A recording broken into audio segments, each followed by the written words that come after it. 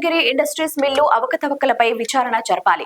రైతులు ధాన్యం సేకరణలో నిలువు దోపిడీ చేస్తున్న మిల్లు వ్యాపారి సిపిఐ జిల్లా కార్యదర్శి పంజాల శ్రీనివాస్ రైతుల నుంచి ధాన్యం సేకరణ విషయంలో జమ్మికుంట సప్తగిరి మిల్లులో చేస్తున్న నిలువు దోపిడీ అవకతవకలపై ఉన్నత స్థాయిలో విచారణ జరపాలని సిపిఐ జిల్లా కార్యదర్శి పంజాల శ్రీనివాస్ డిమాండ్ చేశారు. మంగళవారం జమ్మికుంట పట్టణ కేంద్రంలో ఏర్పాటు చేసిన విలేకరుల సమావేశంలో పంజాల శ్రీనివాస్ మాట్లాడారు.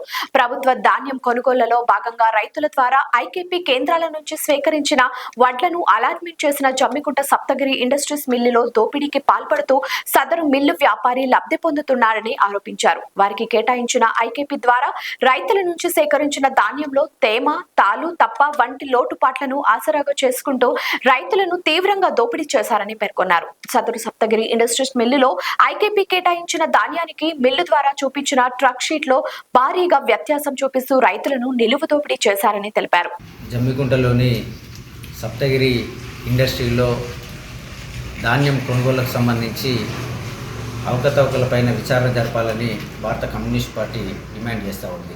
ప్రభుత్వం నుంచి ఐకేపీ సెంటర్ల ద్వారా మిల్లర్లకు అలాట్ చేసినటువంటి సందర్భంలో రైతులు మిల్లర్ల వద్దకు వచ్చి ధాన్యం కొనుగోలుకు సంబంధించి షాంపిల్లు తీసుకొస్తే సదరు సప్తగిరి ఇండస్ట్రీస్ రైస్ మిల్కి సంబంధించిన యాజమాన్యం రైతులను తడి ఉందని, తడి ధాన్యం అని, నూక అని ఇతరత్ర కారణాలతోని వాళ్ళను భయభ్రాంతులకు గురి చేసి ఆర్నిష్టం కష్టపడి పండించినటువంటి పంట రైస్ మిల్లర్ల దగ్గర రాగానే ఏదో కారణంతో వాళ్ళను భయభ్రాంతులకు గురి చేసి తక్కువ రేటు కొనుగోలు చేయడం జరుగుతూ ఉన్నది.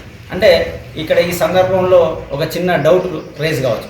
ఒక వ్యక్తి వచ్చి ధాన్యం కొనుగోలు ఇక్కడ వే బ్రిడ్జ్లో 50 క్వింటాల ధాన్యం కొనుగోలు చేస్తే మిల్లరు ఆ ట్రక్ షీట్కి సంబంధించింది 20-30 ఇట్లా, అంటే ఒక రైతు దగ్గర నుంచి తడి ధాన్యం పేరుతోని 10 నుంచి 15 క్వింటాల దోపిడీ చేస్తూ ఈరోజు రైతులను మోసం చేస్తూ ఉన్నారు, అటు ప్రభుత్వాలు కూడా మోసం చేస్తూ ఉన్నారు.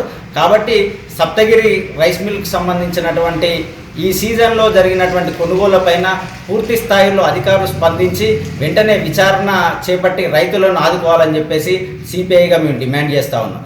లైక్ చేయండి, షేర్ చేయండి, సబ్స్క్రైబ్ చేయండి. మరిన్ని వీడియోల కోసం బెల్ సింబల్ పై క్లిక్ చేయండి.